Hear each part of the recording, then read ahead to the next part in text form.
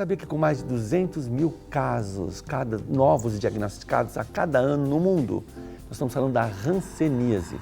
Ela é uma doença muito recorrente. Segundo os especialistas, as terríveis sequelas poderiam ser evitadas através de exames e tratamentos precoces.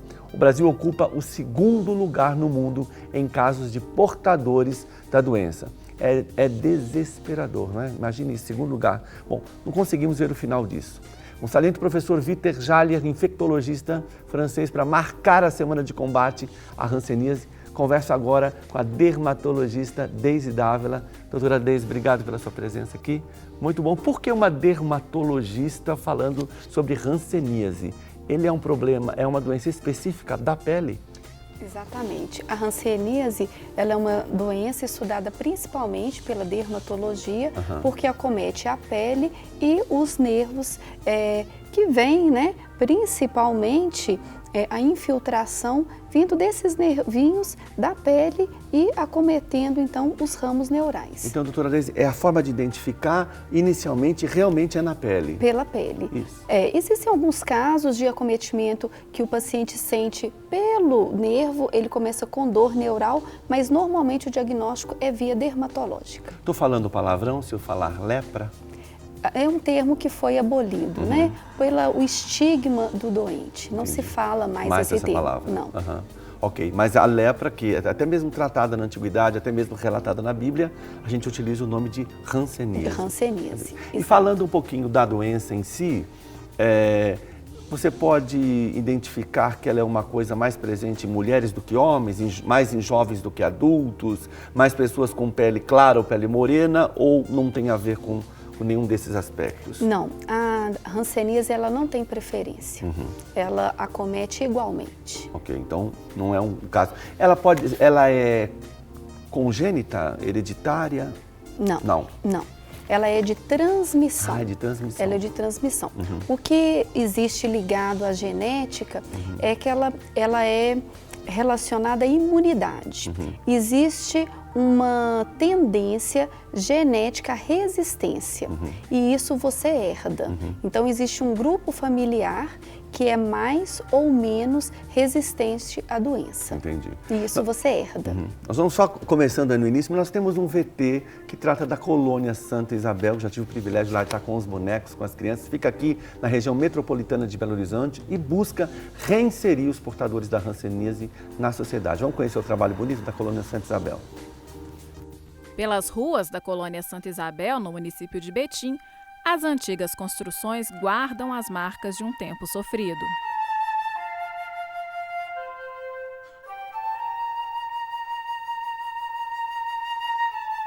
Aqui funcionava um dos principais centros de isolamento e tratamento dos portadores de hanseníase do país. Este é o portal de entrada da colônia Santa Isabel e vocês podem observar uma curiosidade. São 2 guaritas. De cada lado ficava um guarda, um saudável para receber os trabalhadores da colônia e o outro doente para receber novos pacientes que chegassem aqui. Na época, a doença era conhecida como lepra e quem recebia o diagnóstico era obrigado a viver em um desses locais. Mesmo depois de encontrar a cura para o mal, alguns pacientes não quiseram deixar o lugar.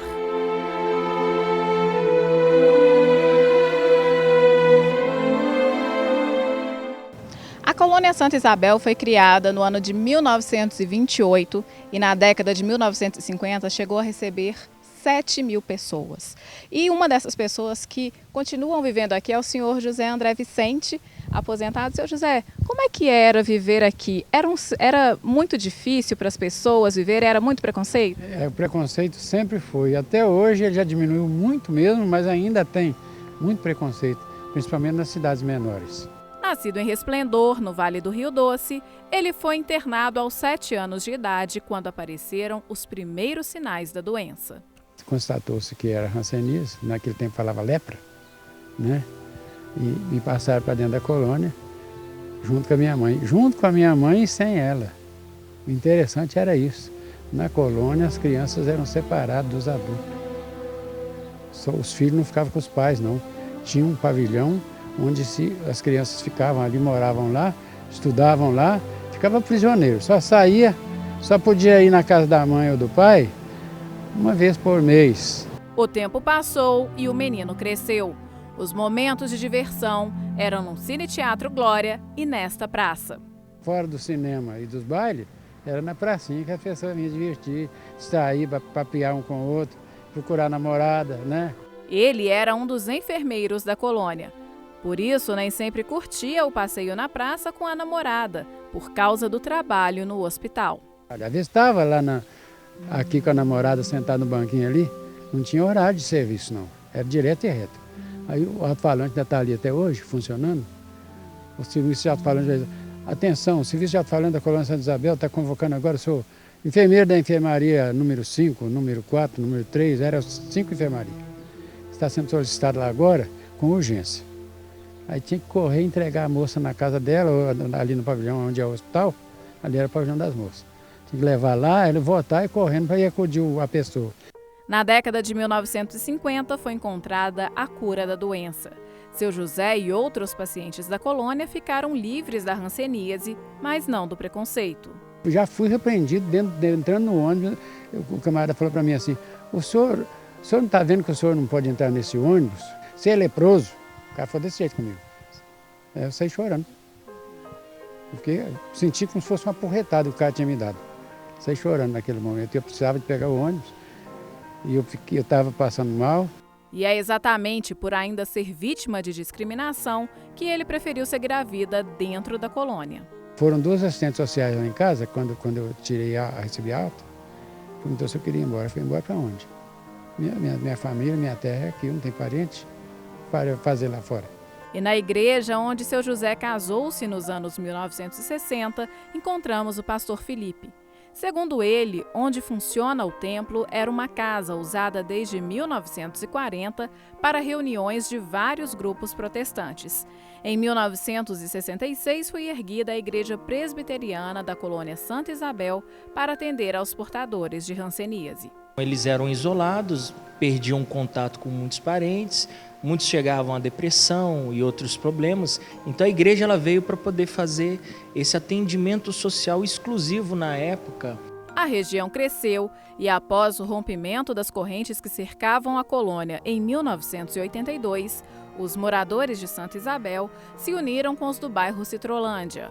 Hoje a igreja atende a todos. Pelo fato da história da colônia em si e o choque talvez que muitos tiveram ao vir para cá e talvez aos parentes que foram invadindo ao redor até se formar a Citrolândia, você tem aquela desestrutura familiar, social, então você tem um índice de violência que cresce, uma marginalização também. E a igreja, mais do que ninguém, a gente tenta trabalhar nisso, né?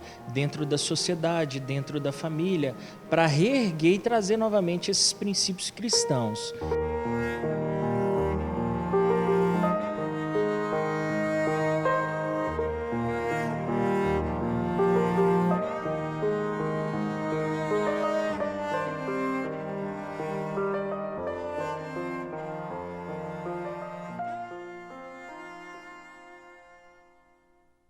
Que relato impactante. Graças a Deus pela evolução da medicina, né, doutora Deise? Porque hoje a gente vê um quadro, né, um histórico anterior, né, de marginalização. A própria Bíblia relata, né, na época que as pessoas eram realmente isoladas, separadas da família.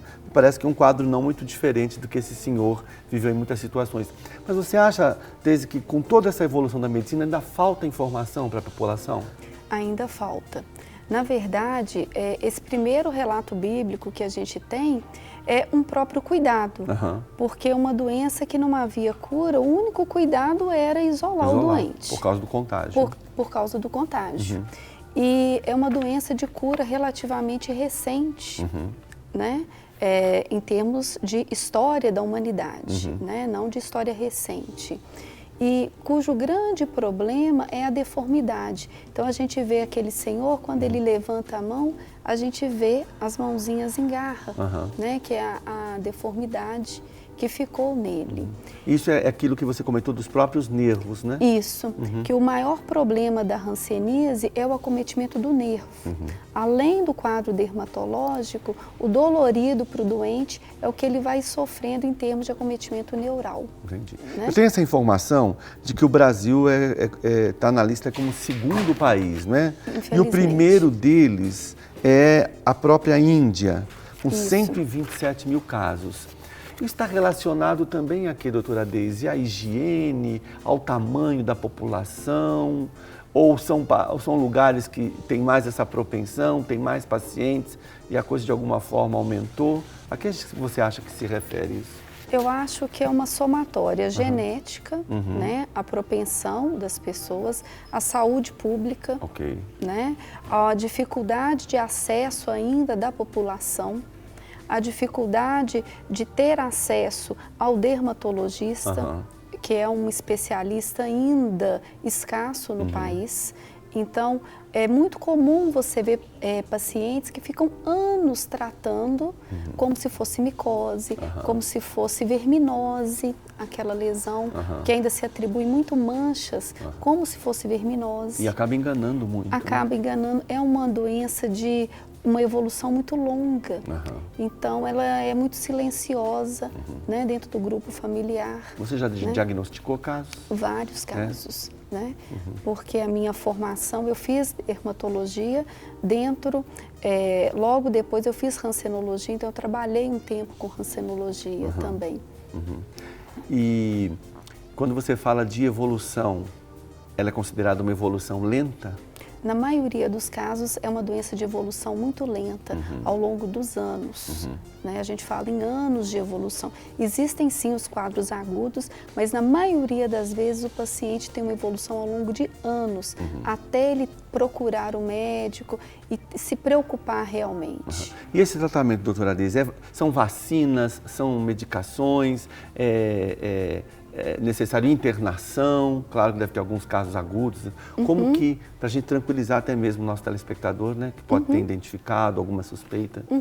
Normalmente o tratamento ele é simples, ele é feito via oral, é um tratamento prolongado, mas são comprimidos, normalmente não com muito efeito colateral, muito aceitáveis, o governo disponibiliza, o paciente não gasta com a medicação, muito tranquilo de ser feito. Existem crises agudas, mas não são muito comuns. Né? Normalmente o paciente tolera muito bem o tratamento. Uma vez que ele é diagnosticado, uma vez que ele tem acesso, que ele é feito o diagnóstico, o tratamento é muito tranquilo e é de fácil acesso. Eu estava vendo também aqui que ele é causada por uma microbactéria. Micobactéria transmitida pelas vias respiratórias. Exato. E justifica esse preconceito todo hoje de se entra alguém no ônibus ou se você vê a pessoa com algum sinal da hanseníase, significa ainda esse preconceito todo das pessoas? De maneira nenhuma. Eu acho que, obviamente, que no tempo bíblico, naquela época, era pegar e morrer. Você não tinha um tratamento, então era justificado você ter medo daquilo. Hoje em dia as pessoas têm acesso, existe o tratamento, né? Hoje em dia não tem realmente a justificativa, de maneira nenhuma. O paciente, ele começa o tratamento, ele não transmite de maneira nenhuma. E essa fase de deformidade, o doente, ele não progride até ela. O que a gente vê de desabamento nasal, toda essa mão em garra, tudo isso é porque ele evoluiu muitos anos sem tratamento. Hoje o doente, ele interrompe o quadro na fase de mancha na pele. Que bom. Ele aparece com uma lesão, uma manchinha que descoloriu a pele. E ele percebeu que aquela mancha está diferente, ele está com alguma alteração de sensibilidade, ele procura o dermatologista, fez o diagnóstico, pronto. Ele vai parar nesse quadro, ele não vai ter nenhum tipo de evolução. Né? Porque a cultura das pessoas, talvez até trazer para nós brasileiros, né? Porque a cultura das pessoas, elas se preocupam com a academia, com a saúde do corpo, da estética, até se preocupa com uma boa alimentação, né? E parece que eles não têm a mesma atenção para com a pele. Você sente isso, doutora Deise, assim, na preocupação geral das pessoas? Ou talvez porque uma manchinha de sol ou uma pinta, isso acaba camuflando um problema que pode ser mais sério? Talvez seja da nossa cultura, né? A gente, como dermatologista, por exemplo, a gente tem dificuldade de passar numa praia ou num clube e ver as pessoas, por exemplo, ao sol, meio-dia, passando bronzeador, né? Sem qualquer preocupação, ou mesmo chega ao consultório já com uma lesão enorme. Às vezes a gente pega uma lesão melanoma de 10 centímetros e a pessoa não preocupou. Né? Então, talvez da nossa cultura.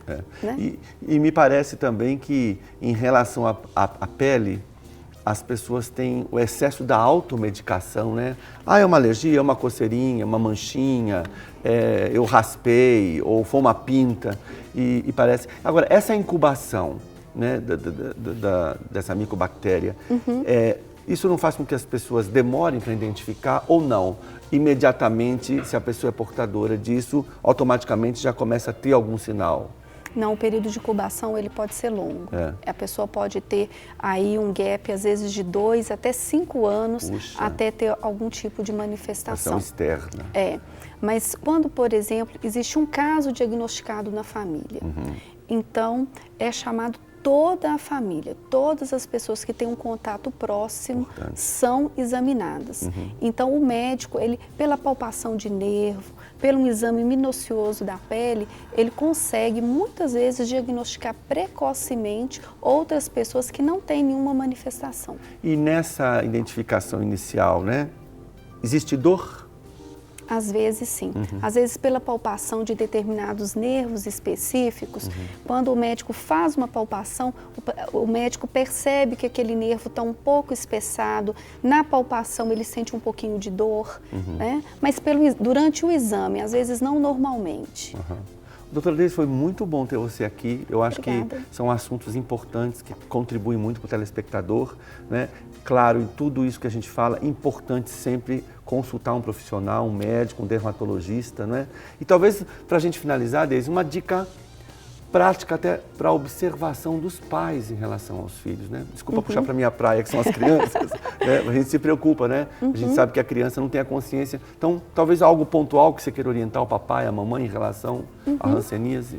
Qualquer mancha, principalmente que seja mais clara que a pele, ou mais elevada, que esteja perdendo pelo, ou que a criança relate alguma perda de sensibilidade, que é muito importante a hanseníase, ou que a mãe perceba que não tenha um suor normal, a mancha ela tenha menos suor, ela seja mais ressecada ou com perda de sensibilidade, é bom procurar o dermatologista, ou sempre que haja dúvida. Perfeito. Né?